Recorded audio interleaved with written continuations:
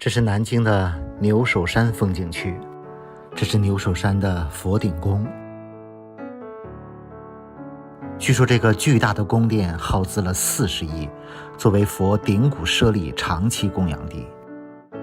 佛顶骨舍利指的是释迦牟尼的头顶骨，全世界仅此一块，是佛教界至高无上的圣物。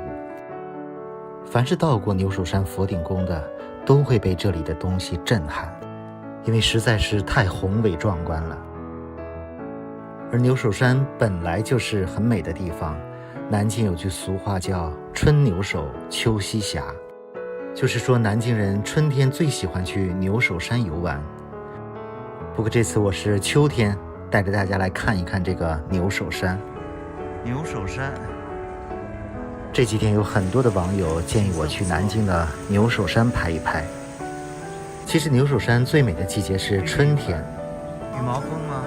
不过秋天也是有一些特别的景色的。这个是南京的牛首山啊，现在南京非常红的一个景点。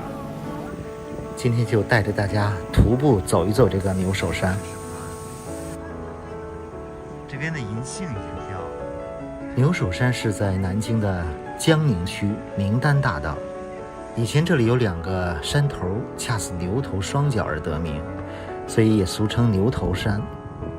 牛首山也算是我国有名的佛教圣地了，是牛头禅宗的开宗地和发祥地，历朝历代都曾在这里兴修土木，修建寺庙，可惜以前都因为各种原因被毁掉了。现在这里被开发成了景区，很漂亮。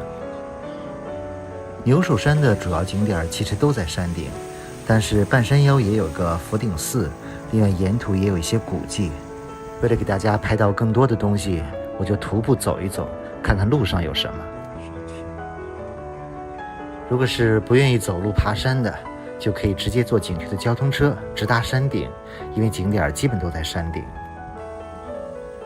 其实从山脚走到山顶也不是特别远，大概1-2个小时也可以走到。这里设计了一些徒步的线路，也有一些现代的人文景观和雕塑，都展示了这里的历史。半山腰有一个佛顶寺，这个寺庙建在一个大坡地上，远远望上去规模还挺大的。据说这个寺庙的前身在唐朝的贞观时期规模非常的大，当时叫佛窟寺，北宋后被改名为弘觉寺，后来被毁掉了。这个佛顶寺是后来要建景区的时候才重新建的，是目前牛首山主要的建筑之一，占地有68亩呢。里面的建筑都比较的庞大。这个寺庙里也是不能拍照的，简单看一看外观。如果是坐景区的交通车，这个佛顶寺也有一站。现在离开佛顶寺，从右面的山路往上爬，沿途有很多现代雕像，这里面都是以前牛头山的一些禅师的雕像。行走在这里，感觉心灵都能得到净化。途中有一个岳飞骑马的雕像，这是当年岳飞大战牛首山，旁边是岳飞抗金固垒，有一些石块垒成的，长约2000多米。继续往前，还可以看到摩崖石刻的遗址，这是明代的摩崖石刻，3面的岩石上有好几个石窟和塑像，感觉有些石窟是重新制作复制的吧。再往上爬一会儿，就来到了禅境，这里是牛头禅院，这也都是后来修建的，应该是在原来的弘觉寺的遗址上建造的。里面有一座塔，不过这个塔不是牛首山里面最大的塔，最大的塔叫佛顶塔，要从这个文化园往前走，前面看到的就是佛顶塔了。佛顶塔也是佛顶圣境的标志性建筑之一，这个塔的建筑高度有88米，面积有5000多平米，9级4面，是一座唐代风格的建筑。这个塔非常的壮观，可以爬上去。现在进去看一看，每一层都有内外的环廊，有很多的壁画，上面都是一些传说、故事等。每层塔都有观景台，外面可以走一圈，四周的风景尽收眼底。左边这个就是佛顶宫，牛首山最庞大的建筑，这是牛头禅院，里面的这个塔也很漂亮。从佛顶塔走下来，前面这个就是佛顶宫，耗资40亿的一个巨大建筑。看了介绍才知道，这个佛顶宫属于深坑建筑，建在一个大坑里，以前是个矿坑。可以看到2个穹顶，一个大穹顶，一个小穹顶。现在天气不是很好，我们先进入佛顶宫，到内部去参观一下。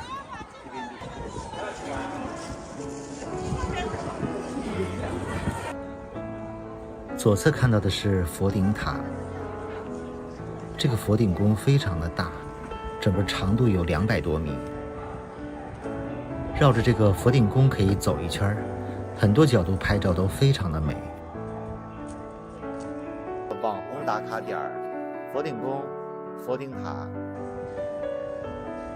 这个上面网状的就是大穹顶，左边这个佛顶宫的顶是小穹顶，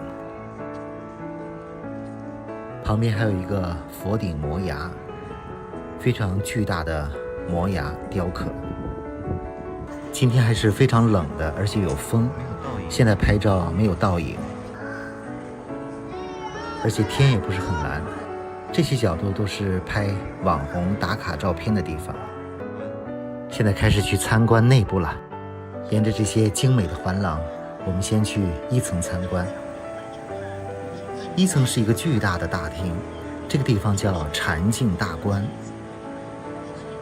大厅的顶部看上去像是一个椭圆的形状，南北长有112米，东西宽是62米，内部的净高是40多米，总面积是6000多平米，以黄、蓝、白、灰为主调。大厅的中央是一个巨大的卧佛，看看头上的穹顶，非常壮观。禅境大观南北2侧有2株树，一个是菩提树，一个是无忧树。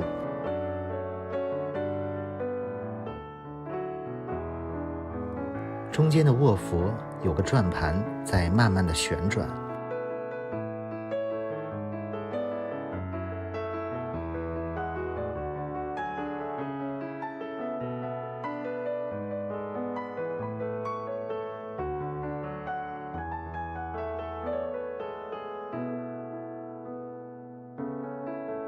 从禅境大观出来，我们前往佛顶宫。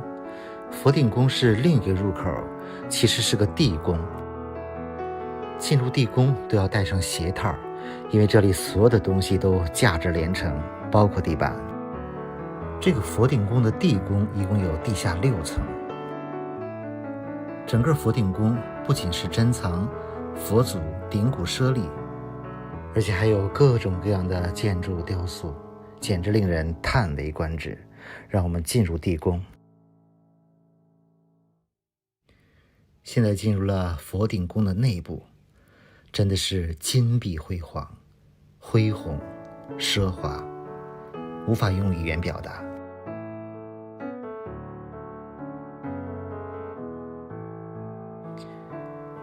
这已经不是一座佛教寺院，完全是一座文艺宫殿，希望能够流传百世，流传万代。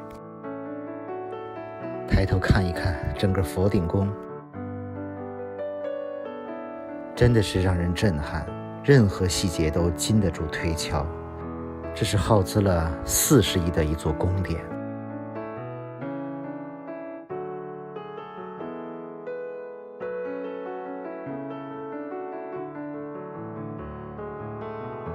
这个宫殿一共有地下6层，我们现在是地下5层。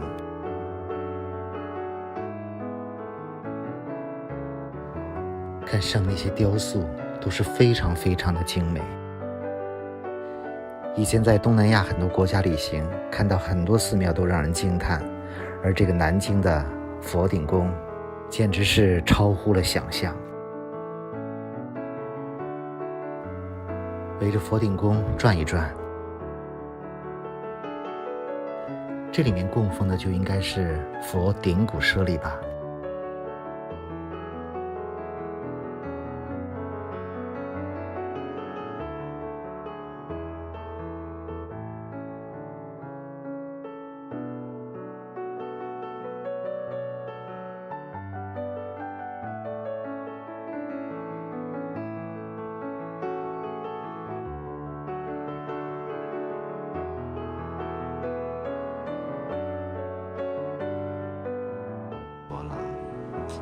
每一个都很精美。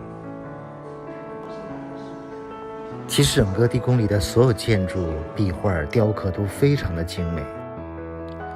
这是地宫外围的环廊，也可以叫它万佛廊，都是非常精美的佛像雕刻。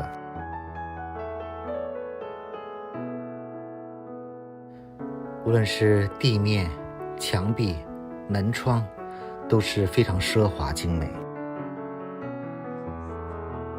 现在来到了地下4层，每一层都有很多可以参观的地方。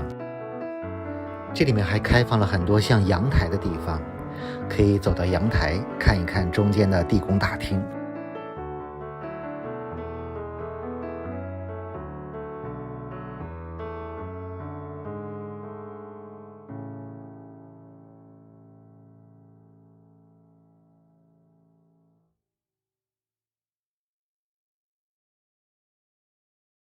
从这一层看到的角度又有一些不同，还可以看到一些墙壁上的细节。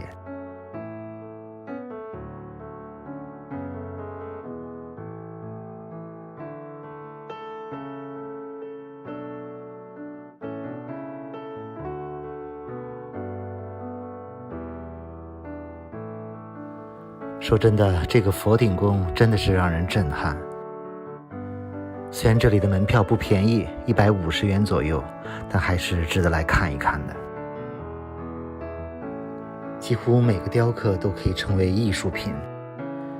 地宫里面还可以吃素食，我们走了大半天确实饿了。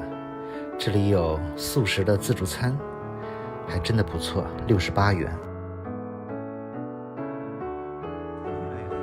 另外，这里1楼的禅境大观里面每天有2场演出，我们赶去下午那一场演出。这是从外面看到的地宫的小穹顶，旁边是大穹顶。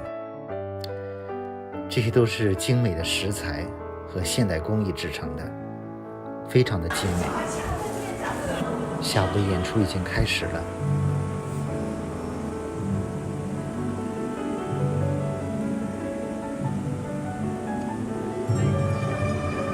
中间的舞台非常的绚丽，我们都围着这个舞台的4周观看。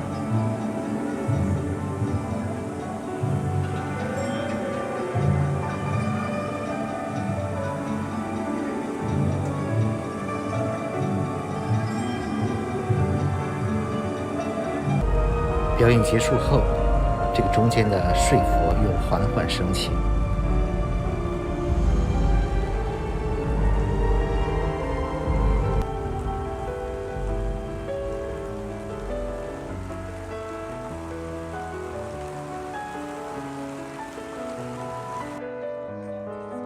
看完表演，从佛顶屋出来，感觉天气变得通透起来。我们在这里开始拍照。很多年轻人来佛顶宫都是来拍照的，因为这里随便一拍就是网红照片。现在风小了一点，可以拍出一些倒影了。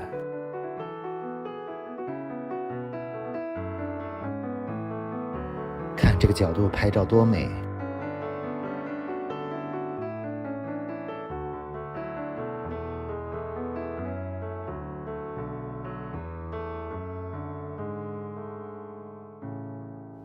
可惜佛顶宫是不能够飞无人机的。这次来牛首山还碰到了很多老朋友，他们也非常喜欢这里，在这里尽情的拍照。太高兴了，牛首山的这一天，欢聚在金陵流水山。你是粉丝家见哦，特地来见老刘。我是 Winnie， 我特别高兴见到老刘。大家好，我是蓉蓉，我们都是老刘的粉丝，你们不要太羡慕我们。